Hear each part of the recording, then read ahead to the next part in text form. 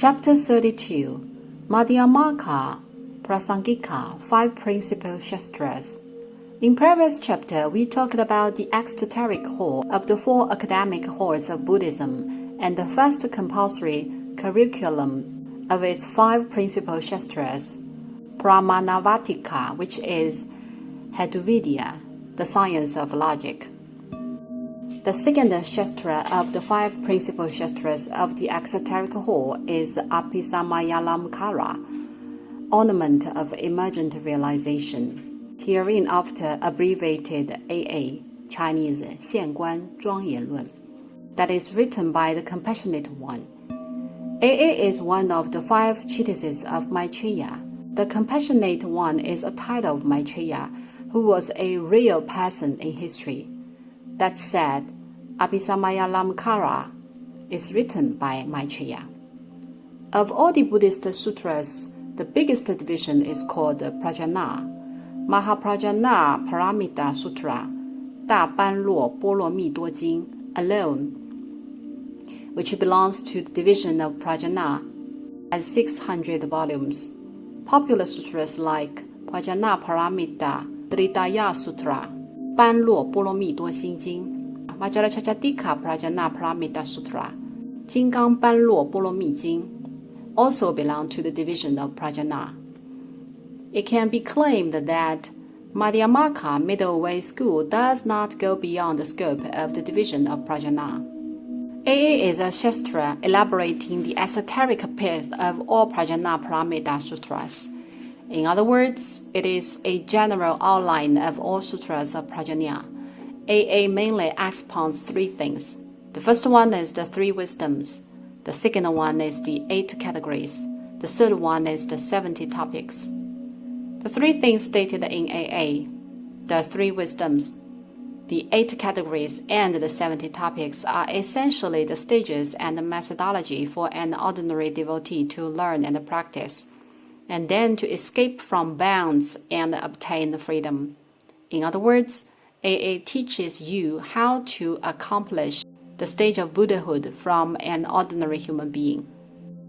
In terms of sutra structure, AA is divided into 8 chapters for the 3 things. The first 3 chapters expound the 3 wisdoms. As said, Buddhist wisdom is not wisdom defined by common cognitive. The 3 wisdoms are universal knowledge, Magga-jnana, Bodhisattva knowledge of paths, Sattva-jnana, knowledge of bases. Learning and practicing these 3 wisdoms are the process of understanding. In other words, before learning Buddhism, one should understand the consciousness state of the wisdoms, right? As a starting point, the depiction of the religious aim will be illustrated to you. Thus, you would know the consciousness condition you should aim and what kind of wisdoms you should get. This is the first 3 chapters of the 8. Another 4 chapters are followed, which are the 8 categories that directly lead to the religious practice. To simply put, it is about how to practice and cultivate. These 4 chapters are 1. Full awakening to all aspects. 2. Culmination clear realization. 3. Clear realization in turn. 4. Clear realization in a sparkling instant. Thus, the AA attempts to teach the practitioners to attain nirvana with these 4 chapters. Bearing the methodology in mind, now it is a matter of putting into practice on cultivation oneself. Right? Thus, the 4 chapters in AA is the famed the 4 developments in Buddhism. Students or religious practitioners who have experienced these stages or the ones have attained any of the developments should be familiar with the terminology. Now you have the tool and knowing how to cultivate. What awaits you ahead? Harvest. Holding wisdoms and walking on the pathway of practice, the practitioner will come across the resultant stage ultimately, right? Thus, previous chapter of the AA is called Dhammakaya, an immaterial, invisible, and immortal body of the Buddha. Of the 8 chapters, chapters 1 to 7, which depict the 3 wisdoms and the 8 categories, are all for the final goal. The very previous chapter is called Fruition. The previous 7 chapters are called Hetu, cause, equipped with which you learn the knowledge of Buddha, understood the wisdoms, and then you know how to practice. These are reasons and causes which are ready. Thenceforth, the aim and purpose is to attain the state which is to become enlightened and to realize the spiritual body. To summarize the object of AA, to attain the denial state of the secular world by breaking the cognition of the physical world and step into the awakened state of no birth and no death. This is the second Shastra of the exoteric hall, AA, which takes 4 to accomplish. Quite many devotees study Shastra, Abhisamaya Lamkara. The third Shastra is Madhyamaka Vatra, entering the middle way, that was written by Chandrakirti. Chandrakirti was the master of Madhyamaka, the middle way school of Mahayana Buddhism in the 7th century. Though at that time the middle way school had broken up, Chandrakirti developed the theory of without self nature. As widely known, the basic Mahayana doctrine from Nagarjuna is that all phenomena arise in dependence upon conditions, and they have no being of their own and empty of a permanent self, which is expressed in Chinese, 缘起性空. Chandrakirti took a further step on this view to the state of 性空缘起. Did you catch the order clearly? The theory of Nagarjuna is called 缘起性空. The concept of 缘起 derived from the times of Hinayana, which means that everything arises from conditions. It is the precise summarization of the Chatta Arya Satya, 4 truths, and the 12 conditioned and conditioning links that are expounded in Pratitya Samyutta Sutra, Chinese 缘起论. Nagarjuna then developed it to the stage of Mahayana, Svabhavata, the nature void. However, Chandrakirti further elevated the theory of 缘起性空 by interconverting the phrase to 性空缘起. Do they differ from each other? Absolutely, to a great extent. It is quite different for which plays the role of the cause and which is the consequence. In other words, is the voidness of nature realized through the fact that everything arises in dependence upon conditions, or the opposite? These 2 views hold entirely different perspective and proposition. 缘起性空 is a Buddhist view of a humanistic perspective, with which the nature void is realized through Pratitya Samyutta, the law of conditional arising. This is the fundamental perspective of Buddhism, which is detected by comprehending the 4 truths and the 12 conditioned and conditioning links. All the things arise in dependence upon conditions. Hence, nothing has a nature of its own. This is defined as the humanistic perspective of Buddhist doctrines.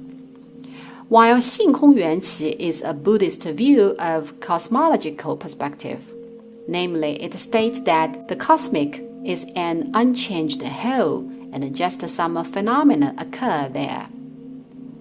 To simply put, 性空缘起 differs from 缘起性空. Chandrakirti pushed the theory from the humanistic to cosmological perspective. The theory of 性空缘起 established by Chandrakirti can be considered invalid theory. Why? Since reduction to absurdity is applied to his method of argument, which is powerfully capable of refuting any opinions, However, no single substitute opinion is claimed. Frankly speaking, no one can debate with him, since this theory leads to emptiness is refuted and emptied by emptiness ultimately. As Deva states, he does not and will not state any opinions, but is able to refute any of your statements, views, or opinions by utilizing reduction to absurdity. Madhyamaka Prasangika is established by Chandrakirti to battle theory of Madhyamaka Svatantrika, which was the mainstream thought of that time. Madhyamaka Prasangika is of great value in debating and defending, especially upon learning the first Shastra Hatuvidya. But I personally would say that it is worth studying and discussing academically further. After all, frankly speaking, it is rather easier to refute than to create. Building and inventing new things are always much more difficult than destroying, which is true to either theory, creation, or reality. Madhyamaka Prasangika, published by Chandrakirti, was spread to Tibet by Atisha, founder of Kadam, which was introduced with the second transmission of Buddhism to Tibet that we mentioned in the course of History of Tibetan Buddhism. As a matter of fact, Atisha was the pioneering master of the Gelug. Tsongkhapa, founder of Gelug, also Yellow Hats, inherited the theory brought by Atisha. Thus, the doctrines of Gelug belong to Madhyamaka Prasangika of Mahayana. There are two terms frequently cited in Buddhism: the view that death ends life, and the view that body and mind are permanent. Madhyamaka Prasangika holds the view in the middle, which exactly embraces the three-valued logic, EVL in Buddhism. The indeterminate third value beyond the true or false is called neither true nor false.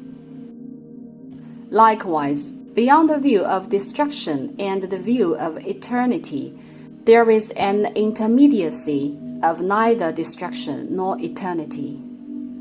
What is it then?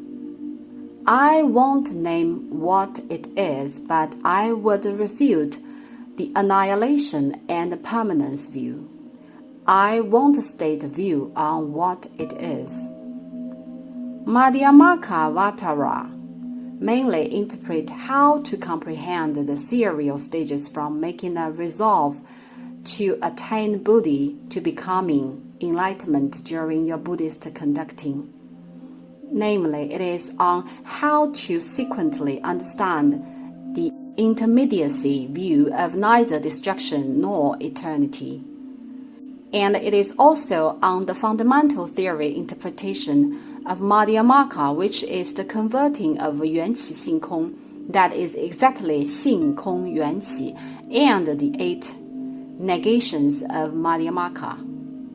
The 8 negations of Madhyamaka are neither birth nor death, neither permanence nor end, neither identity nor difference, neither coming nor going. They actually indicate the fact that all things and phenomena arise in dependence upon conditions, but the cosmic Dharma, the universal law as a whole, lies everywhere in an enormously vast quietness. Though we see things arising upon conditioned co-production, we as an entirety are unchanged, still, no birth, no death. The movement we see is the movement moving in the immovable entirety, which is called Xingkong Yuanqi, that is, no production, no elimination. Madhyamaka Vatra takes 4 years to accomplish. This Shastra is the Shila and the Pinaya, commandments and rules, which must be studied by the monk or nun. It is the Vinaya Sutra written by Gunaprabha. What is the root cause to establish the Gelug? It is due to the slackness of Shila and Vinaya. The initial aspiration and the starting stage of various sects were all of goodness, and it had been true from Nyingma red sect of the early times to Sakya striped sect of the late times, but later they were all of slack commandments. Detesting this phenomena throughout the Tibetan area, Master Tsongkhapa determined to purge the slackness and establish glug, starting from wearing the cockscomb hat. There are mainly two sects of Shila and Vinaya in Han Chinese Buddhism, which I have introduced in the course Buddhist philosophy. Two sets are frequently and pragmatically used out of 5. The two sets are called Dhammagupta, Vinaya, and Pratimoksha. Repeatedly, 4 sets are available in Han Chinese Buddhism out of the 5, but only 2 are substantially utilized. Dhammagupta Vinaya and Pratimoksha are essentially both commandments from Hinayana. However, the Vinaya Sutra belongs to Mahayana. Shila and Vinaya of Mahayana Buddhism are finely classified. They can be divided into the 3 major subjects and 70 topics, covering all around aspects of commandments, including the ones to Kulapati, layman Buddhist. Mahayana Vinaya is distributed through the 3 collections of commandments on purity.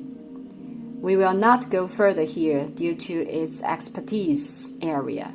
The curriculum also requires 4 years to accomplish.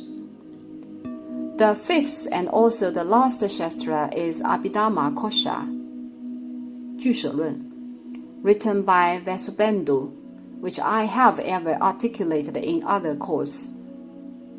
Abhidhamma Kosha mainly demonstrates the outlook on life and the world, and how to liberate from the karmic cycle through interpreting samsara, metempsychosis. It can be divided into 2 parts, Gatha, verses, and Shastra, treatise.